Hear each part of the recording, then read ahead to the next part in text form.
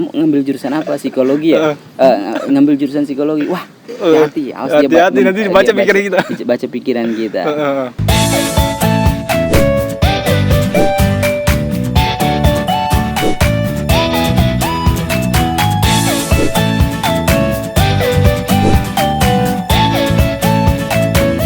Teman semuanya, kembali lagi di YouTube channel Iwan Marhanggara. Pada video kali ini aku mengajak kalian semua yaitu membahas tentang jurusan psikologi ya. Dan tentunya hal ini pun nanti akan berkelanjutan. Kalau kemarin video yang sebelumnya aku udah ngebuat tentang mahasiswa baru, bagi kalian yang belum nonton silahkan nonton di sini ya. Oke, nonton di sini nanti ya. Oke. Dan sekarang tentunya aku akan membahas mengenai psikologi. Tentunya di sini aku nggak sendirian. Aku di sini akan ditemani oleh rekan aku ya, yang aku rasa beliau sudah kompeten lah karena dia udah lulus dan sekarang mengambil profesi magister di S2. Oke, langsung saja kita panggil orangnya. Cus. Oke guys, pada kesempatan ini kita udah bareng Mas Bugis ya. Beliau udah lulus S1 dan sekarang ngambil S2 profesi. Jadi udah tepat lah kita rasanya untuk nanya-nanya terkait mahasiswa gitu ya dan di psikologi. Bagi kalian juga nanti yang kepo-kepo silahkan komen di bawah apapun nanti yang ingin tanyakan terkait psikologi. Khususnya bagi kalian maba gitu ya. Ini cocok banget. Oke Mas Bugis, silahkan kenalin dulu dong. Oke, baik. Perkenalkan, nama saya Suraji Bugis. Asal saya dari Maluku Tenggara, Provinsi Maluku. Ya, saya sekarang tinggal di Yogyakarta, masih melanjutkan studi saya, mengambil magister profesi psikolog di Universitas Mercu Buana Yogyakarta. Siap. Jogja Mas? Jogja ya? Jogja. Okay. Jogja punya. Berarti Mas Bugis ini kemarin udah lulus tahun berapa sih S1-nya? S1 masuknya 2014, lulus 2018. 4 tahun pas lah ya? 4 tahun. Dan langsung lanjut S2 profesi. Mantap guys. Oke Mas Bugis, langsung aja kita ke pertanyaan pertama ya. Sekarang lagi sibuk apa nih akhir-akhir ini? Kemarin kan karena sempat kita sama-sama mengalami terdampak virus corona itu kan, sehingga segala aktivitas di luar dihentikan untuk sementara. Dan saya kemarin kembali ke daerah dan baru kemarin minggu lalu baru nyampe di Jogja. Dan sekarang lagi sibuk untuk menyusun tesis. Udah tesis? Ya, karena dimajukan tesisnya, sedangkan praktek psikolognya di semester akhir. Itu kebijakan kampus. Jadi sekarang lagi sibuk menyusun judul tesis dan proposal. Masih ngerayu-ngerayu dosen pembimbing. Biasalah ngerayu-ngerayu. Nanti kalian akan merasakan bagi mahasiswa baru. Siap. Oke Mas Bugis, langsung ke pertanyaan selanjutnya. Mungkin kan banyak yang belum tahu ya tentang psikologi, terkhususnya mungkin maba ataupun yang nantinya mau calon mahasiswa psikologi gitu ya. Sebenarnya psikologi itu secara umum ngebahas apa sih Mas? Oke, baik. Saya kira teman-teman kalau paham tentang psikologi, mengerti tentang psikologi itu sangat menarik sekali bagi kita yang senang bersosialisasi, senang berkomunikasi, senang bergaul dengan orang lain seperti itu. Jadi intinya psikologi itu kita harus terlibat dengan orang lain juga. Ya, intinya kita mempelajari tentang manusia lah. Intinya gini, psikologi kalau kita lihat dari segi teorinya, psikologi itu kalau dalam bahasa Yunani terbagi menjadi 2, psyche dan logos. Kalau psyche itu sering kita ketahui sebagai, di ilmu psikologi diketahui sebagai jiwa, sedangkan logos itu adalah ilmu. Jadi kepanjangannya ilmu tentang jiwa. Namun orang yang di luar psikologi sering berpendapat bahwa ternyata psikologi itu ilmu nujum ya. Jadi, itu gimana Mas? Jadi mereka mempelajari tentang jiwa. Jadi sebenarnya tidak begitu. Nah, hal ini dibantahkan ketika tahun demi tahun psikologi ini berkembang dengan adanya teori-teori baru, teori-teori besar dari tokoh-tokoh psikolog, dan dibuktikan dengan terbentuknya laboratorium psikologi yang dibuat oleh tokoh-tokoh psikologi, sehingga alhasilnya pengertian yang tadi saya sampaikan itu menjadi pengertian yang ketinggalan zaman. Jadi ilmu tentang jiwa ya, itu diganti dengan, atau teman-teman sering mungkin belajar di psikologi itu dengan ilmu tentang ilmu yang mempelajari tentang perilaku manusia dan proses mental. Gitu. Oke teman-teman ya, jadi nggak ada mengenai ilmu-ilmu nujum gitu ya. Tapi sekarang udah ada pemberitahuan, maksudnya mengenai hal ini tuh ilmu yang tentang ya perilaku manusia gitu. Tadi udah disebutkan juga. Oke. Dan gini, nanti psikologi akan menjawab tentang kenapa kita itu menjadi sedih, kenapa kita itu senang, itu tentang proses mental kita. Sedangkan kenapa seorang teroris itu dia berperilaku radikal tentang perilaku, dan bagaimana manusia itu memahami tentang dunia. Jadi psikologi itu akan menjawab terkait pertanyaan-pertanyaan yang seperti itu dan pertanyaan-pertanyaan yang lainnya yang masih terkait dengan manusia. Berarti sebab akibatnya itu dicari gitu ya? Ya. Oke, siap. Jadi gitu ya teman-teman. psikologi itu menarik. Teman-teman kalau mau merasa tertantang masuk psikologi. Woi, tertantang masuk. Oke, siap. Oke, pertanyaan selanjutnya Mas Bugis. Alasan masuk psikologi ngapain? Padahal kan jauh kan ini, dari Maluku ke Jogja gitu dan ngambil jurusan psikologi. Itu ngapain itu? Ini menarik nih. Jadi rata-rata orang menyampaikan bahwa mereka masuk jurusan ini karena kecelakaan. Dan saya juga termasuk, sebenarnya saya juga termasuk seperti itu. Saya tertarik psikologi itu dan saya belum tahu itu adalah belum tahu lebih dalam tentang psikologi. Waktu SMA kan pada saat mau ujian nasional kita diberikan ini sama pemerintahan kota mendatangkan seorang psikolog untuk memberikan kita semacam refleksi biar nggak tegang pas ujian. Dan saya merasa tertarik, wah keren nih orang yang di depan, public speakingnya bagus, dia menarik, dan saya sangat senang dengan ini. Cuman itu hanya sepintas ketika saya datang ke Jogja waktu itu bertujuan untuk mengambil salah satu jurusan yaitu jurusan tentang jurusan bahasa Arab di salah satu universitas. Cuman karena kedatangan saya telat, maka pada saat itu saya duduk di kosan abang saya. Dan saya melihat ada brosur salah satu brosur kampus Universitas Mercu Buana ini. Cuma saya melihat ke bawah, ternyata ada jurusan psikologi. Saya masih tertarik dan mendaftar di situ. Di awal itu belum begitu paham tentang psikologis, tetapi saya kan orangnya senang dengan organisasi. Orangnya senang dengan tantangan-tantangan dalam organisasi. Ketika saya masuk psikologi dan melihat di dalam ada psikologi industri dan organisasi, PIO yang kita pelajari, dan saya merasa itu sesuai dengan apa yang saya senangi, apa yang saya inginkan seperti itu. Sehingga dalam proses ternyata psikologi menjawab permasalahan-permasalahan saya yang ada dalam organisasi. Misalkan konflik kerja yang ada dalam organisasi yang saya ikuti. Bagaimana membuat program-program supaya organisasi ini, orang-orang yang ada dalam organisasi itu lebih efektif, dan permasalahan-permasalahan lainnya. Jadi saya merasa tertarik dengan psikologi karena sesuai dengan ini saya. Berarti emang sesuai passion gitu ya? Ya, sesuai passion saya. Berarti kadang kan ada orang yang ngerasa kayak benar-benar kecelakaan gitu. Dia kayak ada yang ngerasa kayak ingin hindarin hitung-hitungan. Ya, seperti itu. Padahal ada psikologi malah lebih sebenarnya bisa dibilang lebih hitung-hitungannya lebih mematikan juga. Ada statistik ya dasar, ada statistik yang diferensial gitu. Banyak sekali, ada apalagi psikometri.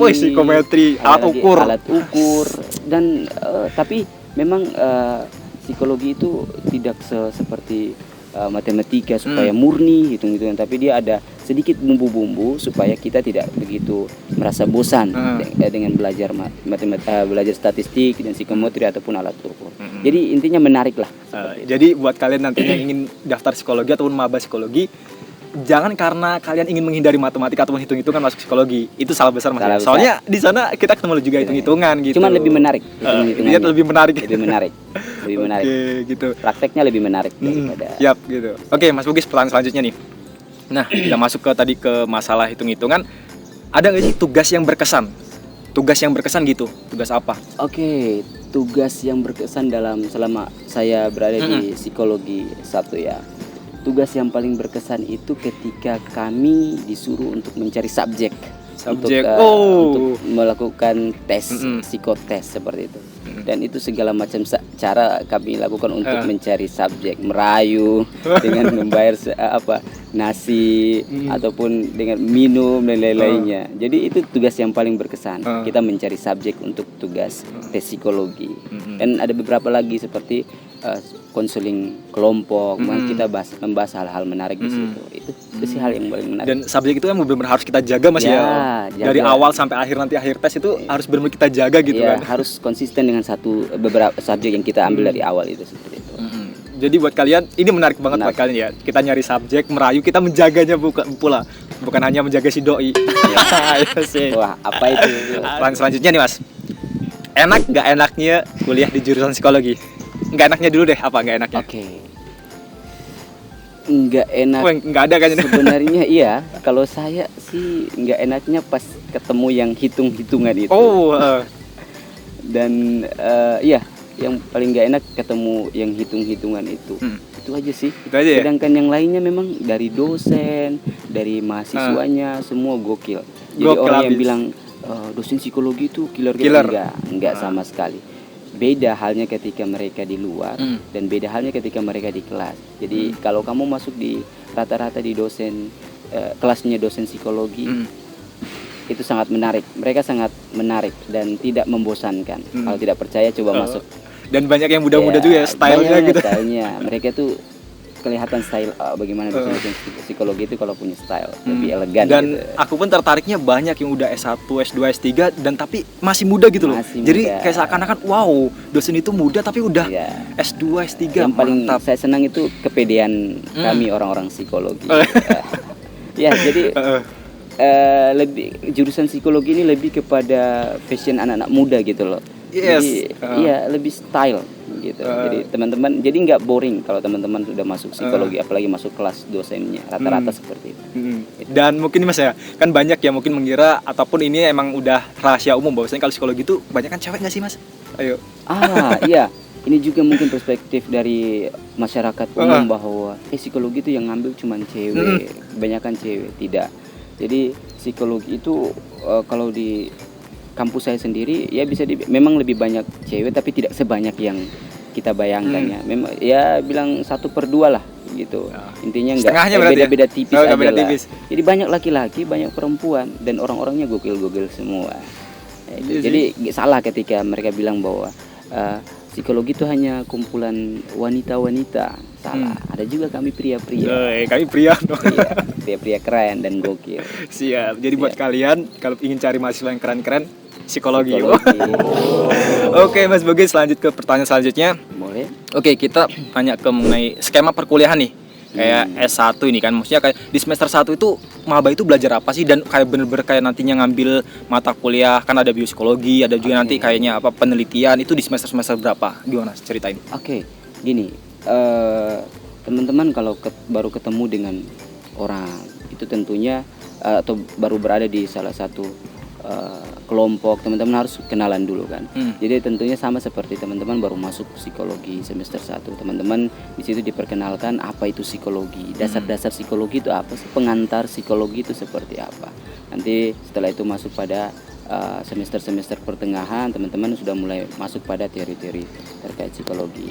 Nanti ketika sudah masuk pada akhir-akhir, teman-teman di situ tergantung kampus sih. Ada kampus yang S1 itu kita belajar psikologi secara umum, ada kampus yang S1 itu kita sudah dibagi secara minat dan bidang kita masing-masing. Misalkan yang psikologi industri fokus ke psikologi industri, yang psikologi perkembangan dan seterusnya seperti itu. Jadi kalau di yang saya alami nanti di semester 5-6 kita sudah dibagi fokus kita. Kamu penelitiannya kamu ngambilnya nanti apa? Psikologi industri dan organisasi. Oke, nanti dipisahkan seperti itu. Jadi awal pengantar, pertengahan teman-teman sudah mulai belajar tentang teori psikologi itu seperti apa. Di akhir teman-teman sudah diarahkan untuk peminatannya nanti kemana seperti itu. Jadi berarti emang dari apa ya? Untuk mahasiswa yang baru itu apakah mereka udah langsung memikirkan nanti mau minat kemana nih? Itu udah mulai belum Mas? Gimana? Sangat perlu supaya teman-teman, ini kejadian banyak mahasiswa bukan saja di psikologi tapi di bidang ilmu lainnya. Ada teman-teman kita yang baru masuk kuliah, dia masih bingung.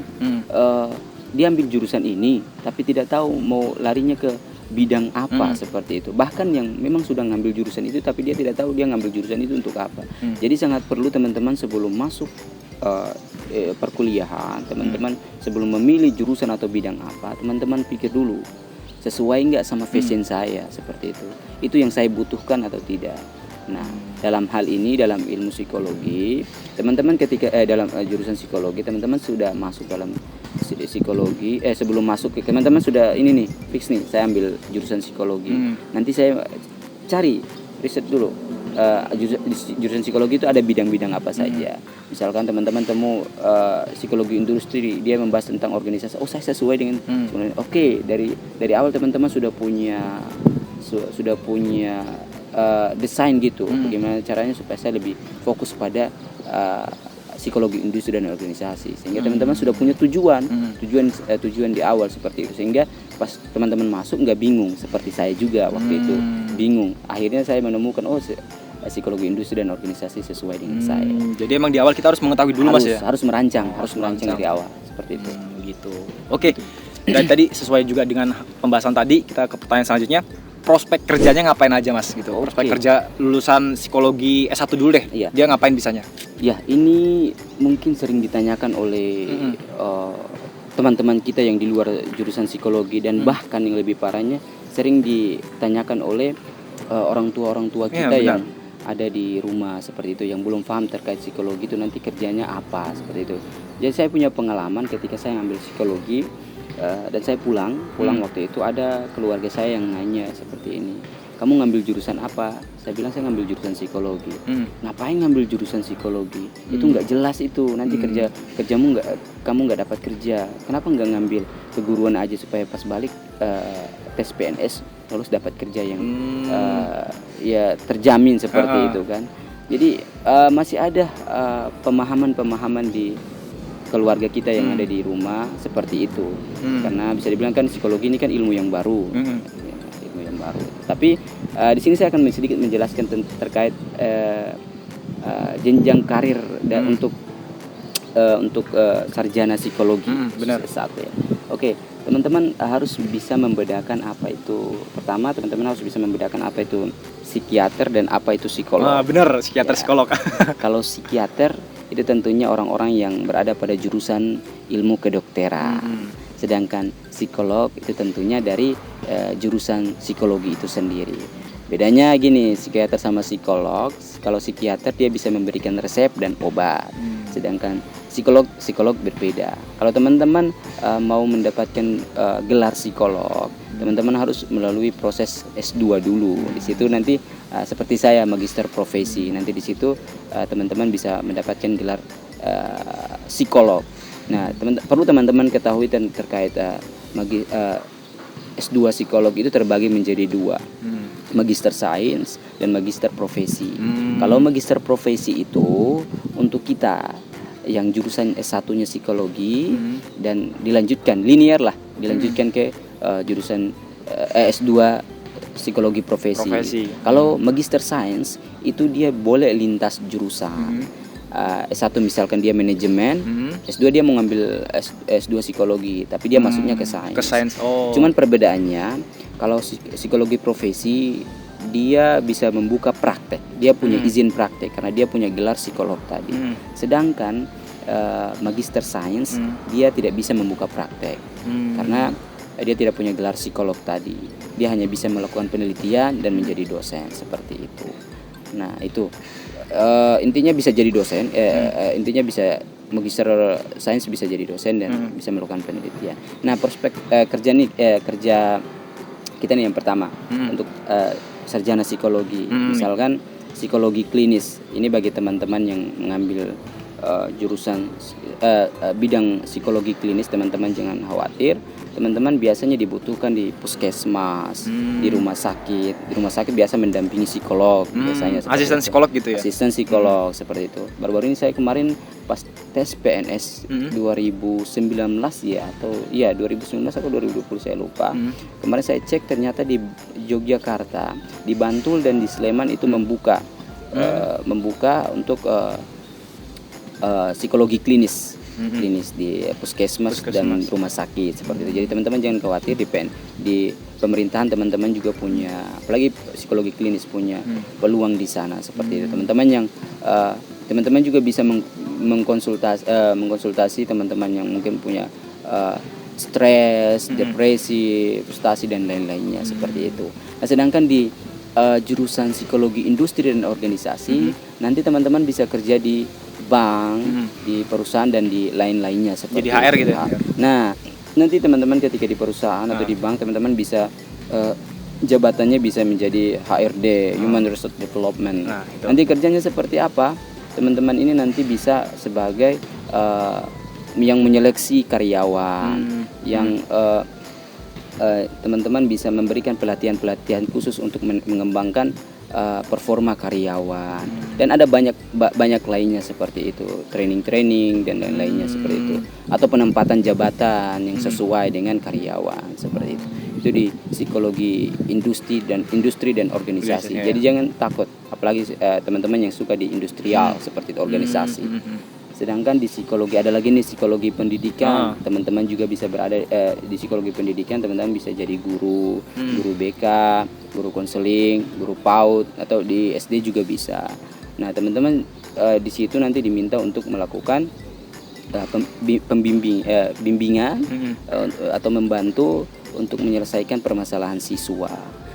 Bukan sekedar itu saja, teman-teman nanti diminta untuk membantu siswa ini untuk melihat cara-cara yang efektif untuk mereka belajar. Misalkan mereka orang yang visual, auditorik atau kinestetik, nah seperti itu, cara-cara seperti itu.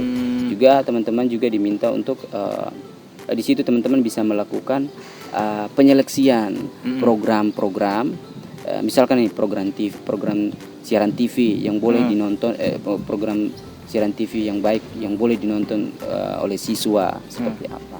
Teman-teman juga disuruh untuk membuat jadwal atau schedule mata pelajaran yang mana pelajaran satu mempengaruhi pelajaran yang lainnya atau tidak. Seperti misalkan yang pertama pelajaran olahraga, apakah dia mempengaruhi yang kedua pelajaran matematika atau tidak.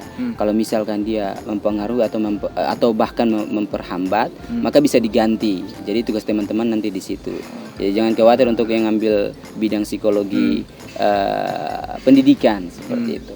Ada juga nih teman-teman yang mungkin ada sedikit senangnya sama ilmu hukum. Oh, ada juga. Ada. Ternyata psikologi berkolaborasi sama ilmu hukum. Atau yang disebut dengan psikologi forensik. Nah, teman-teman itu salah satu ini yang langka itu di Indonesia juga itu psikologi forensik. Nah, prospek kerjanya seperti apa? Nanti teman-teman misalkan di ilmu hukum ada teman-teman yang di ilmu hukum menangani orang yang misalkan dia mencuri sendal. Nah, ini kan secara hukum dia sudah melanggar. Secara hukum dia sudah melanggar sesuai dengan aturan yang sudah tertulis seperti itu. Namun yang psikologi lihat adalah motifnya. Dia mencuri itu kenapa? Kenapa dia motif psikologinya apa? Kenapa dia mencuri seperti itu? Nah, itu kalau di psikologi forensik. Di kepolisian banyak mengenai kasus-kasus itu juga ada orang psikologi forensik seperti itu. Oke, ada juga psikologi perkembangan yang menangani orang dari awal sampai usia akhirnya. Ada juga psikologi konsumen, jika teman-teman ke supermarket atau di mana ada orang yang menawarkan produk atau menyuruh menjadi tester makanan, teman-teman disuruh nyobain sedikit makanan nih, makanan kecil menjadi tester lah. Lalu teman-teman nyoba, teman-teman makan dan itu teman-teman rasa enak nih, sehingga teman-teman membeli yang lebih besar. Nah, itu salah satu penemuan di psikologi konsumen seperti itu. Nah, ada juga nih yang terakhir nih, yang paling menarik ada yang terakhir nih, teman-teman jurusan S1 psikologi bisa menjadi calon suami idaman. Ini yang paling kalian tunggu guys, bagi cowok-cowok. Kenapa tuh Mas? Kok bisa gitu? Suami idaman. Kenapa? Karena kita juga belajar terkait psikologi cinta. Asik psikologi banget. Cinta di sana kita belajar terkait bagaimana memperbaiki pribadi dalam sebuah hubungan, membangun hubungan yang ideal seperti apa, dan membahas terkait hal-hal yang berkaitan dengan hubungan, terkait percintaan, bagaimana kita membangun hubungan yang komitmen seperti itu. Jadi itu teman-teman jangan takut ketika berada dalam teman-teman yang sudah bahkan sudah terlanjur ada di dalam jurusan psikologi atau yang baru mau niat nih masuk jurusan psikologi. Jangan khawatir karena psikologi ini punya peluang karir yang sangat besar, yang sangat banyak sehingga teman-teman perlu eksplor juga.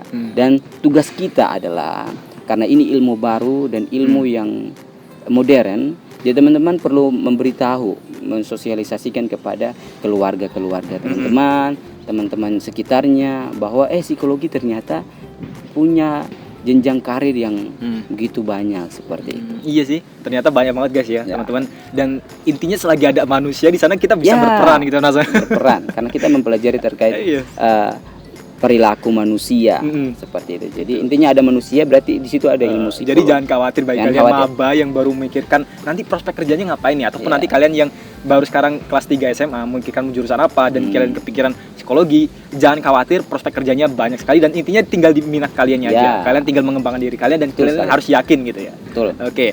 Nah, Mas nih membahas tadi mengenai mungkin kan banyak juga sih kejelasan yang belum jelas ataupun masyarakat yang belum tahu tentang psikologi. Kan banyak juga sih hal-hal yang beredar tentang ketabuhan. Katakanlah anak psikologi ini bisa ngebaca pikiran, anak psikologi ini bisa ngebaca garis tangan dan sebagainya. Itu gimana Mas?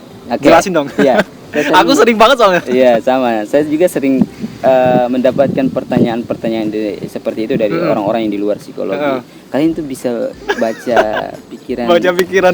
Terus kalau kita lewat tuh, kamu ngambil jurusan apa? Psikologi ya? Ngambil jurusan psikologi. Wah, hati-hati. Hati-hati nanti dibaca pikiran kita. Baca pikiran kita. Ya sebenarnya gini.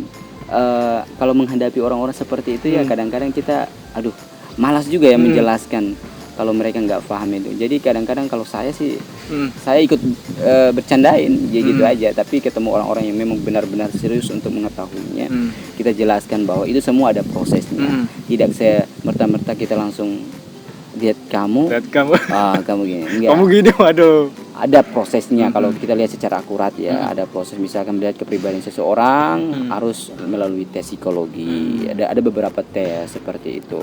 Ada prosesnya seperti itu. Atau kalau misalkan kita bisa tahu orang ini introvert atau extrovert, kita juga punya ilmu-ilmu dasar atau indikator-indikator yang bisa kita pakai, indikator-indikator perilaku yang bisa kita pakai bahwa kita bisa memberikan kesimpulan awal bahwa dia ini introvert. Misalkan kita di awal sudah mempelajari tentang mungkin introvert itu seperti apa, indikator perilakunya seperti apa. Nah, kita kalau sudah hafal itu, ketika kita ketemu teman kita, lalu dia berperilaku yang kita sesuaikan dengan indikator tadi, maka orangnya introvert misalkan. Itu bisa, tetapi kita juga dituntut untuk bukti yang akurat itu ketika kita melakukan tes psikologi. Berarti tadi. itu hanya praduga, maksudnya awal gambaran awal karena ya. kita punya dasar ininya indikator perilakunya seperti itu. Tapi itu bisa, itu sebagai prediksi bisa karena kita sudah punya indikator perilakunya.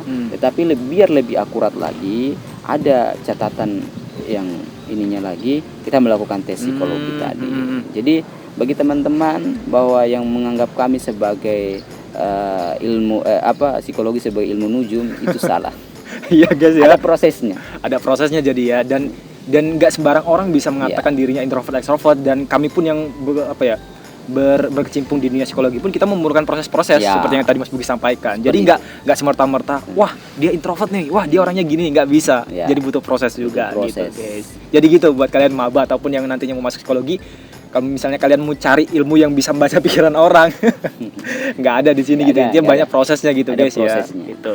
Oke Mas Bugis nih, pertanyaan terakhir nih ya. Betul. Jadi untuk nantinya para calon mahasiswa ataupun sekarang maba gitu ya, ada nggak sih sebuah kemampuan khusus gitu ya, kemampuan khusus yang harus mereka miliki? Contohnya mungkin mereka harus katakanlah, anak psikologi itu harus pandai public speaking, ataupun anak psikologi itu harus bisa hal yang lainnya. Ada nggak sih kemampuan khusus? Oke, begini. Kalau menurut saya untuk masuk jurusan psikologis itu secara ini tuh kita nggak butuh kemampuan khusus apa. Nggak ada sebenarnya Mas ya? Nggak ada.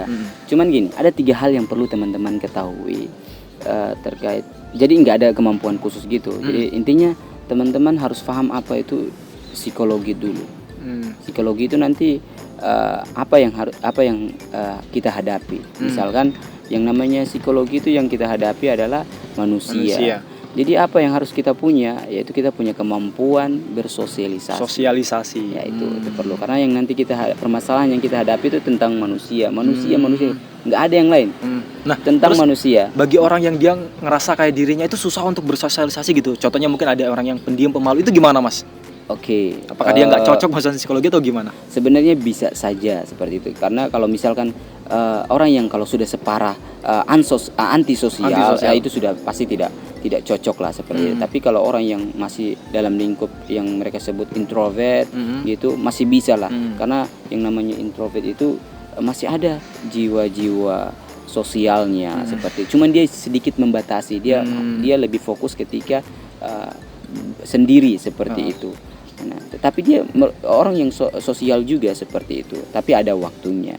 Jadi tidak masalah seperti itu. Jadi ya kemampuan yang perlu teman-teman punya sebelum masuk jurusan psikologi adalah tadi, kalau menurut saya teman-teman harus pandai bersosialisasi. Teman-teman harus pandai karena nanti permasalahan yang kita hadapi, hal-hal yang kita lakukan di psikologi ini adalah dengan orang lain seperti itu, dengan manusia. Sehingga poin pertama, dasar pertama itu kita juga harus menjadi orang yang pandai bersosialisasi. Iya benar. Ya, karena nanti pun kita berhadapan dengan subjek gitu dan orang lain, kita banyak diskusi kelompok dan sebagainya, kita presentasi, otomatis kita harus memiliki kayak jiwa sosial kita lah gitu. Iya. Terus yang kedua nih teman-teman nih, kalau teman-teman masuk psikologi itu, kalau menurut saya nih yang paling ini juga adalah teman-teman harus punya